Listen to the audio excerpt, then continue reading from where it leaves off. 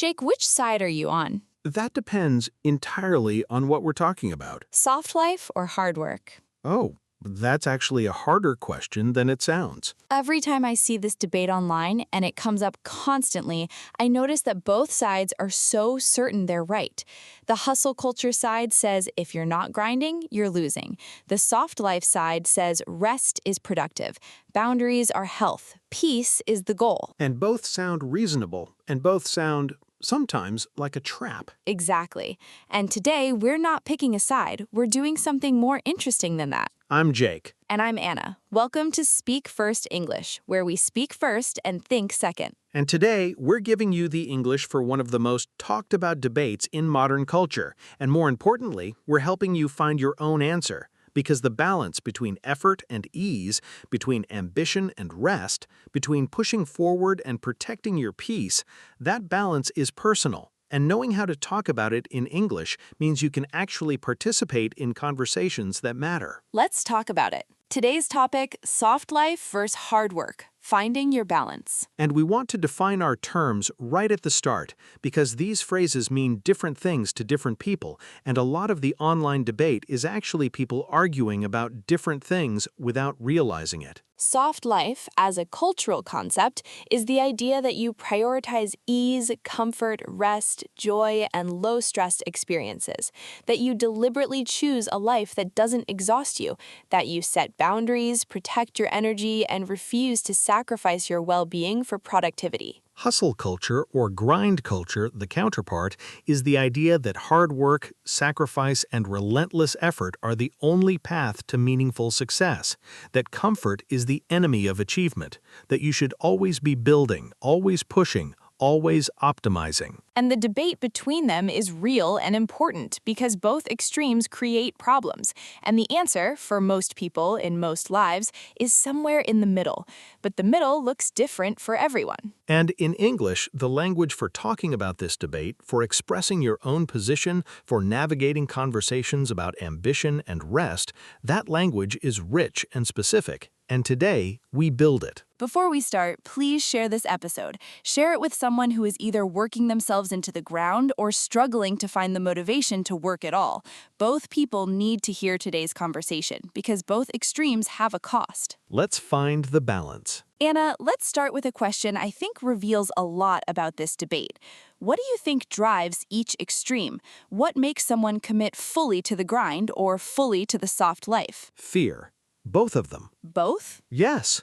Hustle culture is often driven by the fear of not being enough, of falling behind, of missing the window, of failing to become the person you were supposed to be. The grinding is the anxiety in motion. And the soft life? The soft life at its extreme can be driven by the fear of being hurt by ambition, of investing and losing, of trying hard and still failing, of the vulnerability that comes with wanting something badly and not getting it. So both extremes are protective, just from different things. The grinder protects against regret. The soft life protects against disappointment. And neither protection is complete because you can grind your whole life and still feel like you missed something. And you can opt out of challenge entirely and still feel the emptiness of unused potential. Think of it like a river. A river needs two things to be healthy: movement and banks.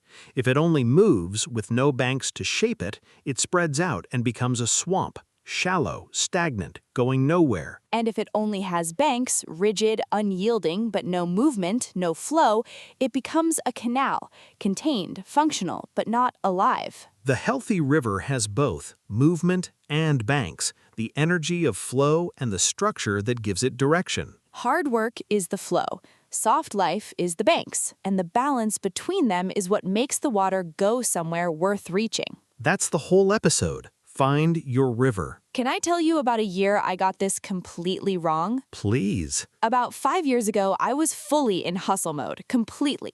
Working 12, 14 hours a day, taking on more than I could handle, saying yes to everything because I was afraid that saying no meant falling behind. The fear-driven grind. completely fear-driven. And for about 6 months, I produced a lot. I was proud of the output, but I was also slowly disappearing. Not dramatically, just the things that made me were being crowded out.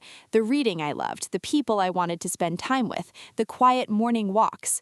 They went first because they weren't productive. You optimized yourself out of yourself. That's the exact right phrase. I optimized myself out of myself.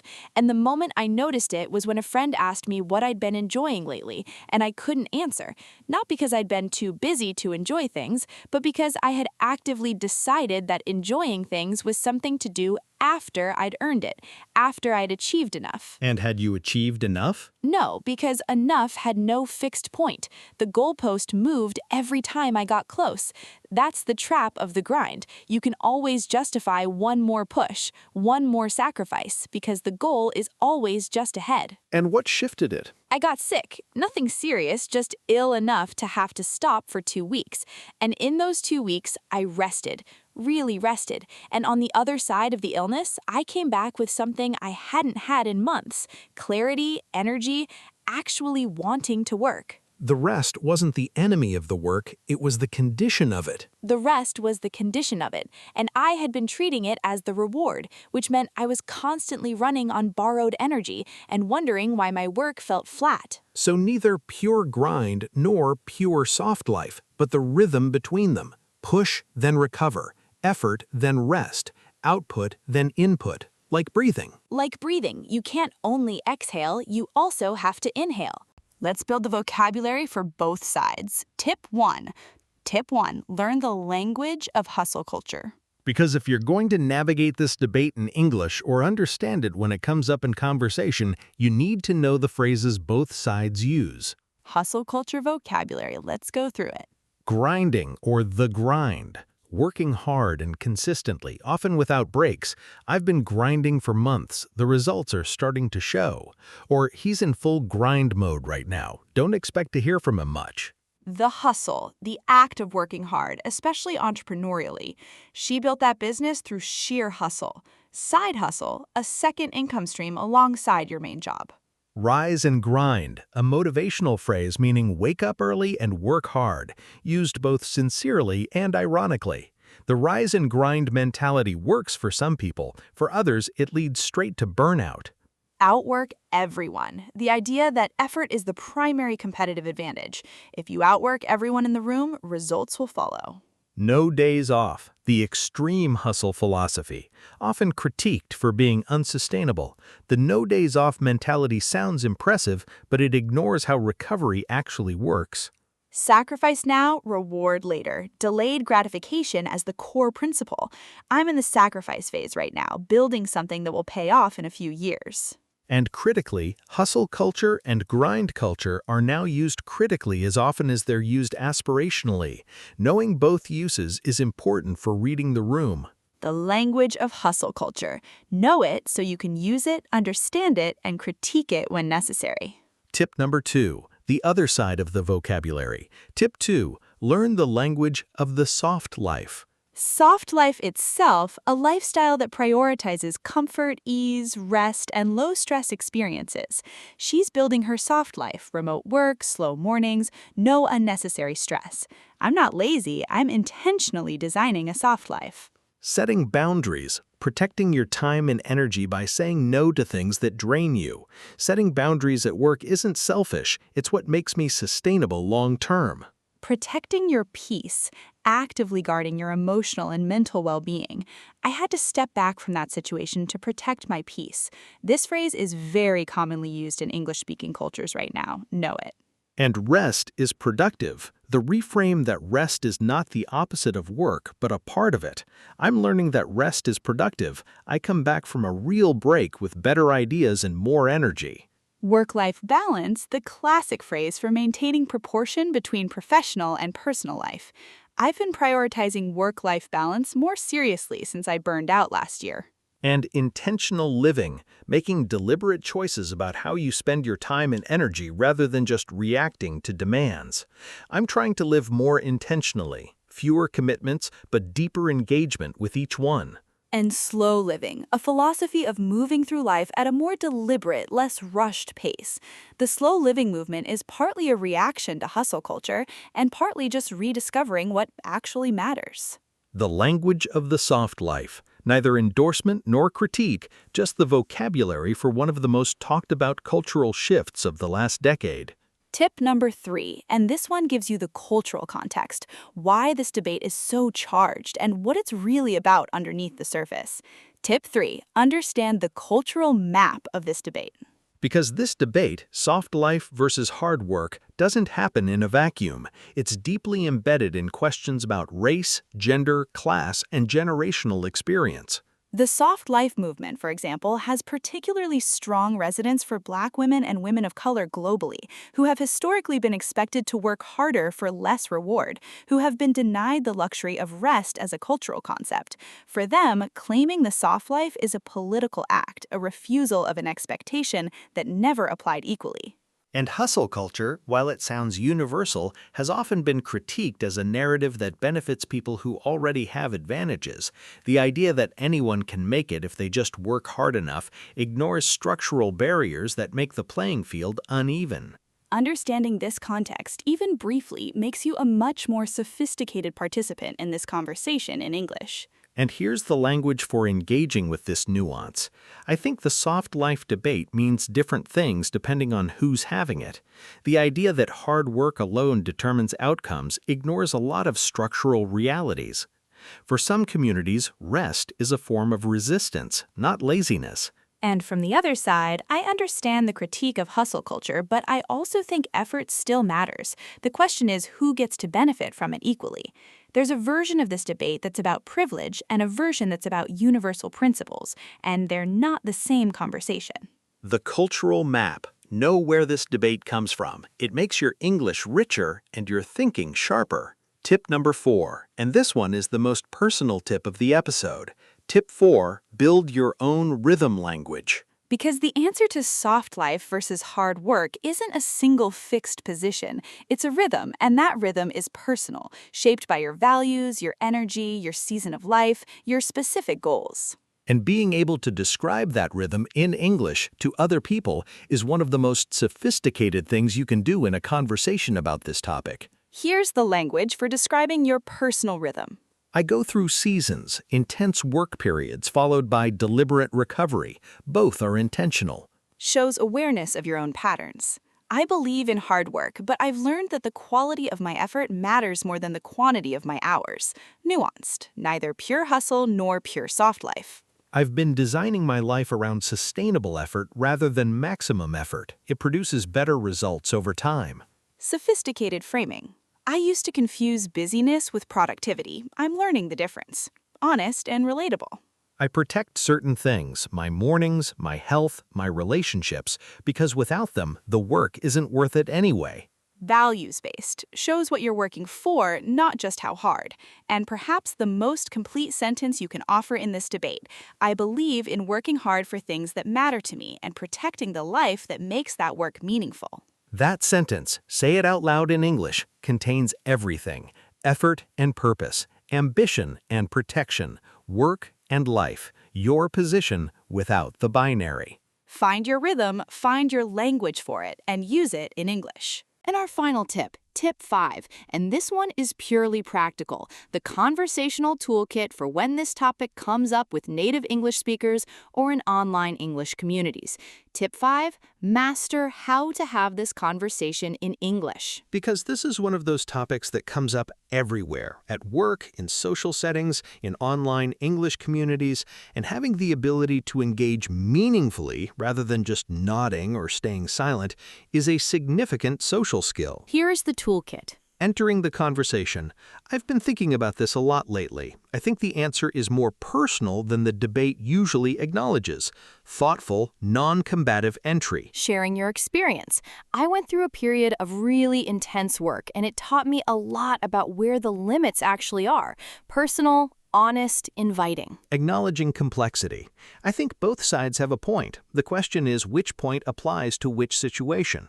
Nuanced makes you sound like someone worth talking to. Asking the other person, what does balance actually look like for you? Like concretely. Deflects from debate into dialogue. Concretely signals you want a real answer, not a platitude. When you disagree, I see it a bit differently. In my experience, soft opening to a different view, not confrontational, just another perspective. And when the conversation gets too abstract, I think the most useful question is not which side is right, but what's actually working for the people we're talking about, grounds the debate in reality. These phrases make you a sophisticated participant, not just someone who has opinions, but someone who can hold complexity in a conversation.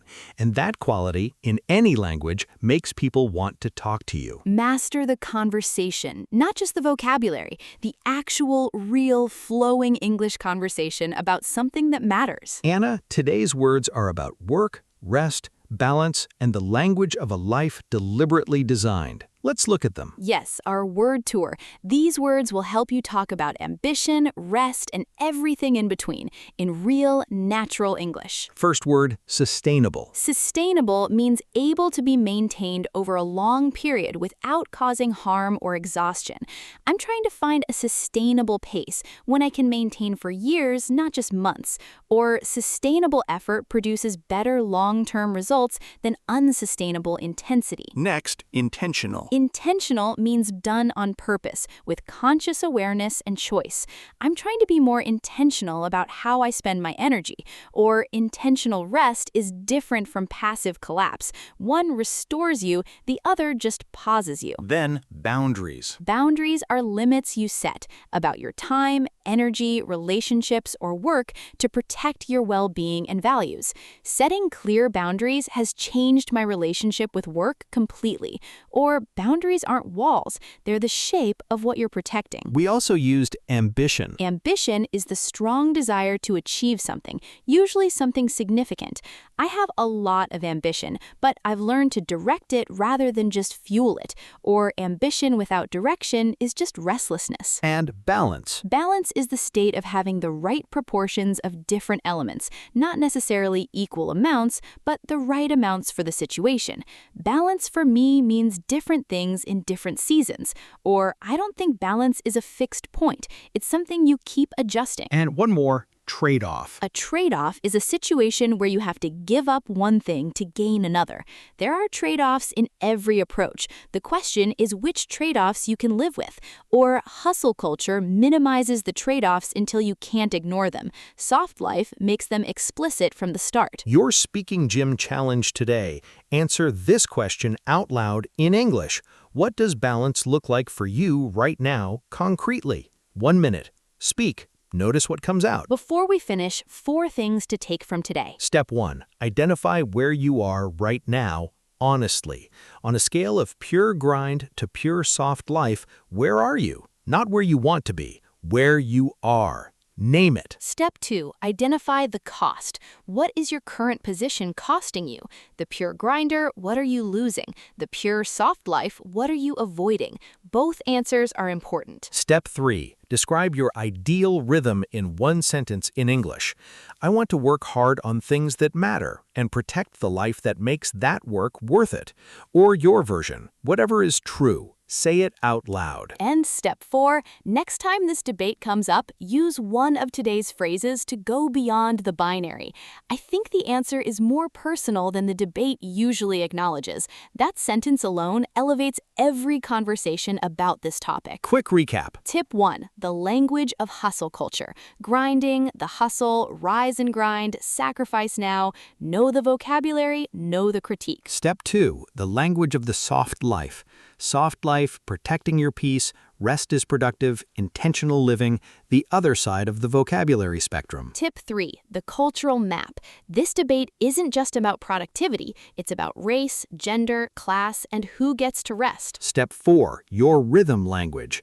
I believe in working hard for things that matter and protecting the life that makes that work meaningful. Find your version of this sentence. Tip 5. How to have this conversation.